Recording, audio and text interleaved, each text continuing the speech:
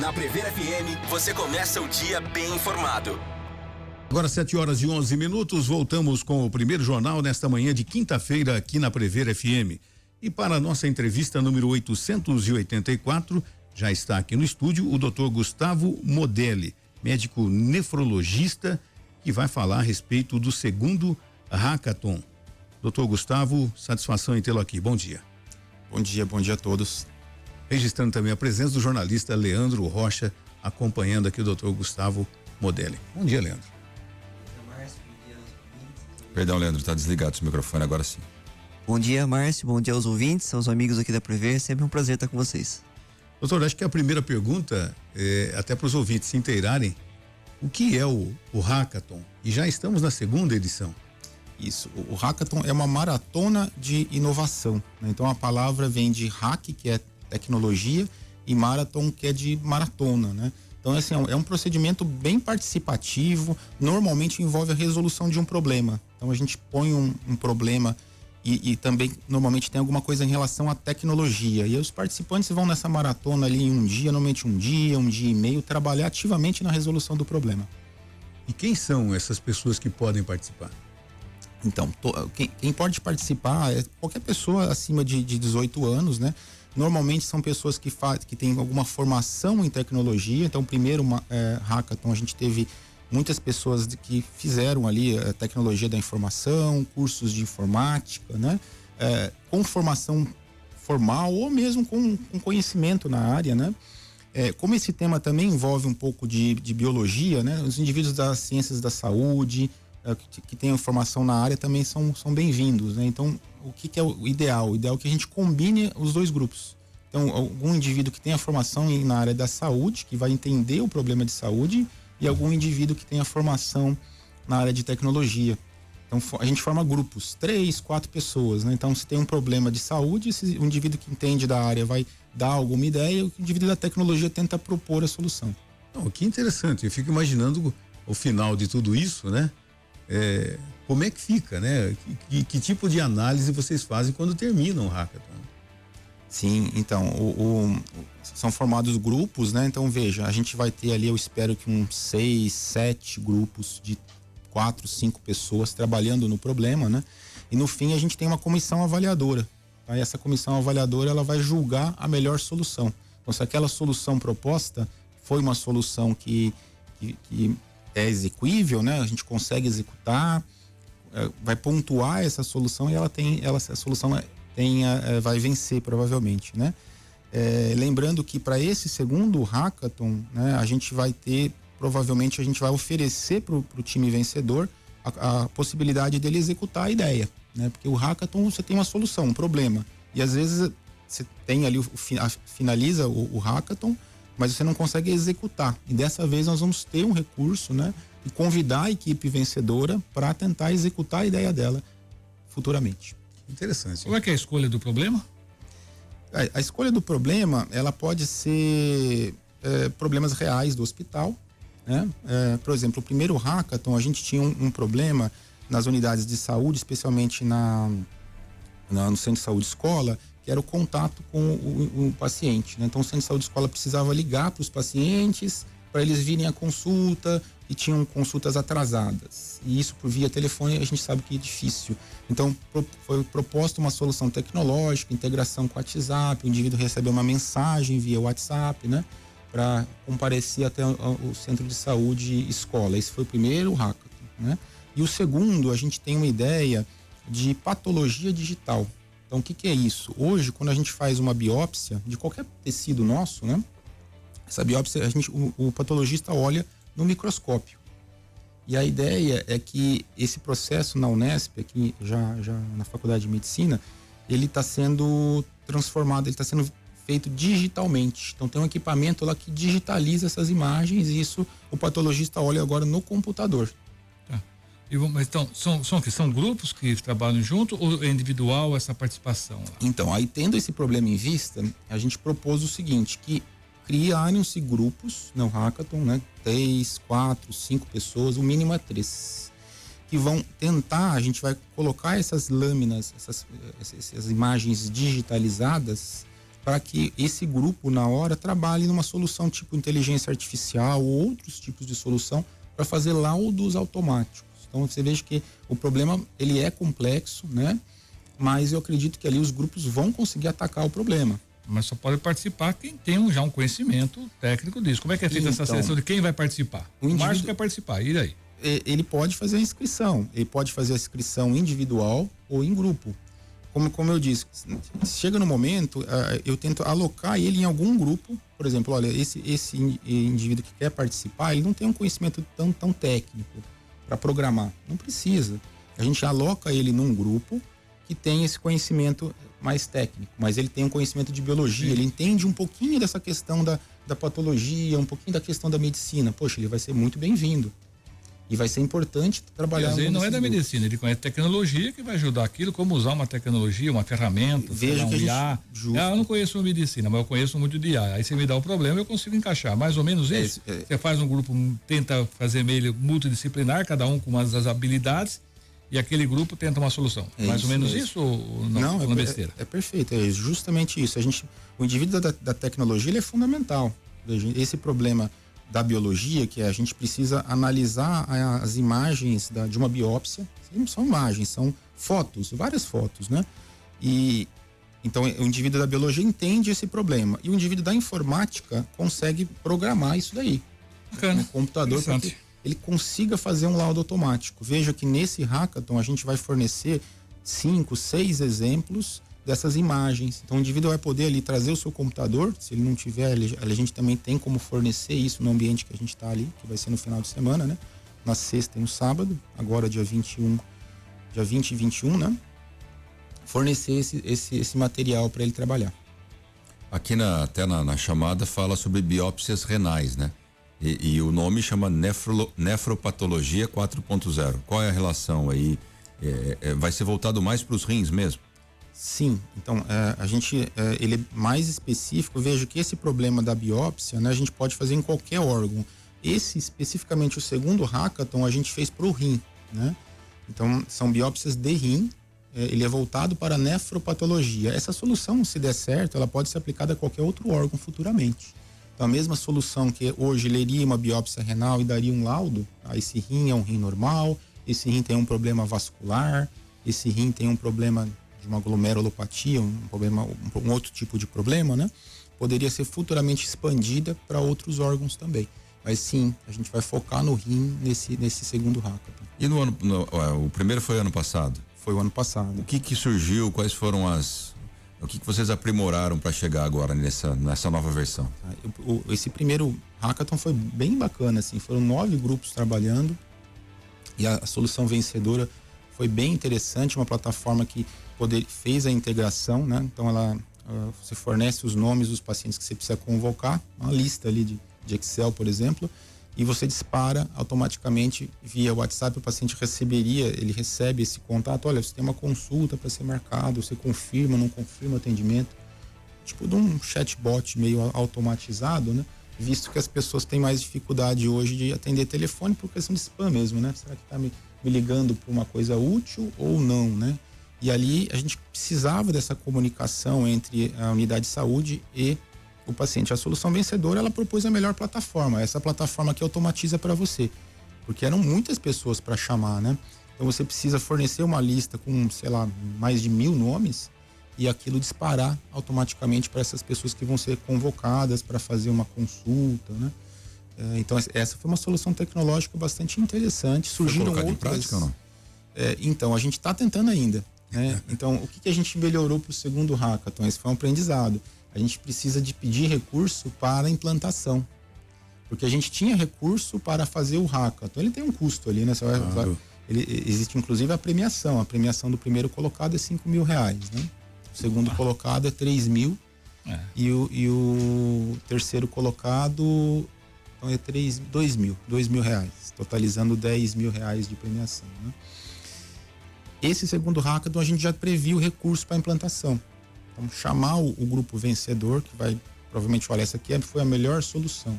Então, esse grupo vencedor, a gente vai ter recurso para digitalizar as lâminas de rim. Então, como ele é um hackathon específico para patologia renal, eu preciso digitalizar todo o acervo lá da Unesp dos últimos 5 anos. Tem um custo para isso. E depois implantar a solução vencedora, né? Desenvolver todo o custo de informática vai ser previsto também. Então, acho que esse foi um aprimoramento que a gente está fazendo. De onde vem esse recurso? Esse segundo hackathon a gente está em parceria com a Novartis, a farmacêutica, né? Então a Novartis ela privada participando então juntos. Isso? Sim, a empresa privada tá participando junto. Ela financiou praticamente todo o hackathon e vai nos dar recurso também para essa segunda etapa. Nós estamos na primeira etapa, né? E a gente vai ter Ele já estabeleceu qual é o recurso para a segunda etapa para implantar ou não? Já estabeleceu, a gente já tem. Até porque, deixa eu até emendar uma pergunta aí. Na saúde, o céu é o limite, né? E a gente sabe que as soluções pesquisas, né? É muito caro. Como é que é limitar isso para o participante? Ó, vocês têm um X aqui, você pode fazer uma solução, porque o cara pode apresentar uma solução de 10 milhões de reais. Como é que vocês vão fazer para efetivar isso? Então tem que ter ali aquele limite. Como é que foi estipulado isso? Perfeito. A gente não pôs nenhum limite, né? Mas isso é uma coisa que os avaliadores vão julgar. Então, os avaliadores são pelo menos 5 no sábado. Eles não participam do hackathon, eles chegam só no momento da avaliação. Aí os grupos eles apresentam, eles fazem um pitch de 5 minutos, é uma apresentação. E depois eles têm 10 minutos de arguição. Tipo um Shark Tank lá. Exatamente aquilo. Não é exatamente, mas é parecido com aquilo. E aí, naquele momento, o avaliador vai dizer assim, a tecnologia que ele propôs custa 10 milhões, olha, não é execuível para nós. Talvez não seja, né? Então isso é um critério de julgamento. Mas caso a melhor solução seja um pouco mais cara do que o orçamento prevê, a gente pode depois tentar um adicional, se for realmente a melhor solução. Essas soluções, elas são um pouco caras mesmo, né? Inteligência artificial para ler imagem não é tão simples, não é tão usual. Eu acho muito legal essa questão de pesquisa, desenvolvimento. O Botucatu tem que se destacar com isso. Vocês vão se aproximar de uma pessoa que ama Botucatu, que já fez um trabalho maravilhoso para Botucatu, que é a Sui Clens. Ela é pesquisadora da AstraZeneca e ela participou de uma forma muito efetiva quando nós conseguimos vacinar a cidade toda. Inclusive, eu vou estar semana que vem com ela em São Paulo. Ela está vindo com o marido dela, que é o Ralph, também, que é um grande pesquisador internacional. Ela está trazendo um fundo coreano, tá? Para montar algum instituto de pesquisa avançada no Brasil. Uma coisa, inclusive, ela teve com o Padilha essa semana, tal. É uma mulher muito conectada com o mundo, não é, né? E que ama essa questão de pesquisa avançada. E eu vejo o Botucatu com um potencial enorme disso. Eu vou, inclusive, conversar com ela na quinta. Ela me ligou ontem que ela estava vindo, aí o marido dela, o Ralph, que é uma pessoa fantástica, não queria vir, conheci ele vir também para o Brasil. Eles estão vindo, eles têm uma reunião com esse fundo coreano, né? Que querem montar uma parceria com o Brasil na área de pesquisa.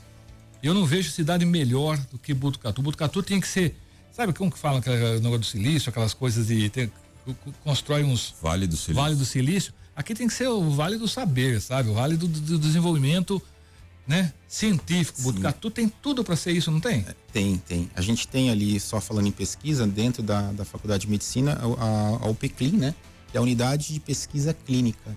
Ela tem 2 andares, né? Foi até aprovado um orçamento para ela fazer um 3º andar, e ali a gente deve ter hoje mais de 120 protocolos de pesquisa. Então são pesquisas onde geralmente o patrocinador é a indústria são projetos internacionais que o mundo inteiro participa, e aí a gente também é muitas vezes selecionado, e a pesquisa também acontece, são estudos multicêntricos muito grandes, né? Mais de 120 sendo desenvolvidos na unidade de pesquisa clínica. E aqui eles podem apresentar aquela canetinha lá, um Zepica, vou até falar o nome aqui, que cai a patente, inclusive sexta-feira agora cai a patente dela, já tem mais de 15 pessoas. Quer dizer, aquilo lá mudou a economia do país. Quer dizer, uma pesquisa, às vezes, bem sucedida, que começa de uma coisa assim, sem muita pretensão, às vezes, que nem esse hackathon, de repente ele descobre alguma coisa que muda a economia, não da pessoa, não da cidade, mas do país. Aquela caneta mudou a economia do país, não mudou? Mudou. É a Novo Nordisk, né? Que é uma empresa norueguesa. Então, a Noruega, ela teve um PIB aumentado. Eles fazem o PIB, se eu não me engano, é a Novo Nordisk, que é a empresa que eles fazem um PIB na Noruega com e sem essa empresa. De tanto recurso que ela trouxe mediante acaba a patente na sexta-feira, já tem 15 pessoas. Então, Eu não acho isso impossível, não, que Botucatu venha a ser aí, né, o núcleo de desenvolvimento do Brasil, às vezes do mundo, tá? Nós temos potencial para isso. E nesse caso a gente está no segundo, né? Qual a expectativa? O que vocês pensam disso para crescimento, até para atingir esses objetivos, né? De ampliar a questão da pesquisa, acesso, a discussão, porque acaba sendo uma discussão também, né? Quando vocês pensaram lá o primeiro e agora já caminhando para o segundo ano, qual é o norte que vocês tomaram? Onde vocês querem chegar com o Hackathon? Tá bom. A gente quer chegar numa solução, né? Que possa, primeiro, já o aprendizado do primeiro, que ela consiga realmente ser implantada, né? E vamos pensar nesse segundo hackathon, né? Então o indivíduo desenvolve uma solução, isso vira geralmente um algoritmo que possa ler imagens. E o algoritmo também ele pode ser registrado e virar um produto, né? Que pode ser vendido, utilizado para leitura automática de lâminas, em parceria com a faculdade, com o patrocinador, né? Gerando recursos também. Então, vou dar um exemplo. Hoje a gente tem algoritmos que leem automaticamente raio-x, né? Então você faz um raio-x, pode ser de tórax, né? E ele te dá o laudo, né? Então esses algoritmos, eles são tecnológicos e eles são registrados assim. Da mesma forma a gente pode desenvolver uma solução tecnológica, um algoritmo que faça uma leitura automática de biópsias renais e futuramente pode ser aplicada a outras biópsias. Isso também é uma tecnologia que pode, como eu falei, ser registrada e ser compartilhada com... ela pode gerar uma tecnologia, ela gera royalties, vamos dizer assim, para a faculdade que desenvolveu o produto, royalties para o patrocinador, para o indivíduo que desenvolveu. Tá? Ela não é um produto farmacêutico, mas ela é um algoritmo. Uhum. Um produto farmacêutico ele é sujeito a patente. Eu tive com um amigo, o Giba, ele até tem um ministro lá um dia no escritório dele. Eles vão instalar cabines no Brasil, nas áreas mais remotas, Amazônia e tal. É tipo uma cabine telefônica. O índio, qualquer pessoa entra naquela cabine telefônica, coloca a mão lá, ele já faz 48 exames e já manda o resultado, né, para a nuvem, já recebe. Então, essa questão, né, de pesquisa, tecnologia, estudo, essa unificação é um caminho sem volta, né? Não tem como mais você imaginar que um médico vai escutar teu coração e só vai falar do que você tem só por escutar o coração. Hoje não dá mais, né? Em cima dessa fala do Lorival, doutor Gustavo, eu fico imaginando a evolução de tudo isso, né? Essa patologia digital, né? Há quantos anos atrás a gente não podia nem falar, nem imaginar que isso poderia existir e contribuir de fato? Sim, eu me lembro da patologia na faculdade, a gente tinha as lâminas, né? Uma caixinha de lâminas, né? Então a gente sentava com as caixinhas de lâmina e olhava. Então elas existem até hoje, essas lâminas. Então você faz uma biópsia, são feitas várias lâminas, de vidro mesmo, né? E aquilo fica guardado, é o seu material estocado. Isso gera um espaço enorme de estoque, aquilo tem uma validade, porque é um material físico, né? Então tudo isso é digital hoje, né? Então, o seu exame feito hoje, um exame da patologia que é extremamente importante, né? Uma biópsia, uma coisa não é simples de fazer, né? Isso vai ficar digital para sempre. Então, um dia você vai precisar desse exame dali a 20 anos, você tem como resgatar. Hoje a gente não tem. A gente tem, às vezes, o bloco, um pedaço guardado que tem uma validade, é físico, né? E quanto material foi perdido com o tempo, né? Infelizmente, porque, como a gente falou, depois de 10 anos, olha, esse material a gente já tem que descartar, porque não tem mais espaço. Essa questão de espaço não vai ser mais tão importante, a gente vai colocar isso na nuvem. A questão de digital, teoricamente, ele não perde mais. Se você armazenar corretamente, para sempre, né? E isso é usado para pesquisa e usado para assistência. O seu material biológico, feito um dia que você, daqui a 20 anos, pode precisar, está guardado lá. E também para pesquisa, caso exista a autorização do indivíduo, né? Também poderia ser usado para pesquisa. E aqui em Botucatu, Marcos, nós já temos pessoas com reconhecimento mundial na área de patologia. O Dr. Bach era conhecido no mundo inteiro. Onde você for falar dele, seja nos grandes hospitais de São Paulo, seja fora do Brasil, ele era conhecido, né? Com uma sumidade. Quer dizer, e é fruto ali, eu lembro dele quando 30, 40 anos atrás, com ele na patologia, e ele ficava até altas horas ali fazendo suas pesquisas, e é uma pessoa que eu tenho assim um grande respeito por ele, pelo conhecimento, pelo tipo de pessoa que ele é. Então isso é Botucatu, Márcio, é Botucatu. Se você chegar em qualquer lugar do mundo e falar, eles vão falar, lá tem um cara bom, lá tem um estudo bom, lá tem uma equipe boa, lá tem um pessoal trabalhando e pensando na patologia com profissionalismo, com seriedade, e isso é bacana. Isso nos engrandece, isso nos enche de orgulho. É aí que eu falo que o Botucatu é o centro do universo. Começou aqui, depois foi se expandindo. Gustavo, e quem é que vai participar? Até quando inscrições? Como é que funciona nesse sentido de saber? Olha, nós temos um prazo para se inscrever, para sabermos, temos um limite de inscrições, como é que funciona? Essa pergunta é bem importante porque nós estamos bem aí próximos, né? Agora, sexta-feira, amanhã já, né? Sexta e sábado, né? Então, só para lembrar, na sexta-feira começa às 18 horas, onde é apresentado o problema. Então, ó, esse é o problema. Vai ser bem apresentado qual é o problema na sexta-feira. E no sábado, das 8 da manhã até as 8 da noite. Então, vejam. Onde vai ser, doutor? É no NEAD. O NEAD fica ali dentro da Faculdade de Medicina, na frente da Unidade de Pesquisa Clínica, próximo ali do pronto-socorro, mais ou menos próximo da lanchonete, né? Então, fica no NEAD. Então, o sábado é um dia mais intensivo mesmo, né? Um dia onde a gente vai trabalhar ativamente no problema. Tem os mentores. Então, o que são os mentores? Eles vão passar ali nos grupos e auxiliando. Então, são vários mentores, né? Então, ali a gente vai ter o coffee break, o almoço, tudo incluído ali nesse evento, né? Então, a ideia é que ela não saia desse ambiente ali, toda a solução seja desenvolvida ali e os projetos sejam apresentados a partir das 18 horas. Inscrição é no site da Faculdade de Medicina, então pode entrar ali fmb.nes.br, eventos, procurar ali Hackathon, né? Aí pode se inscrever, é gratuito, né? Nós prorrogamos até amanhã a inscrição. Tem um limite?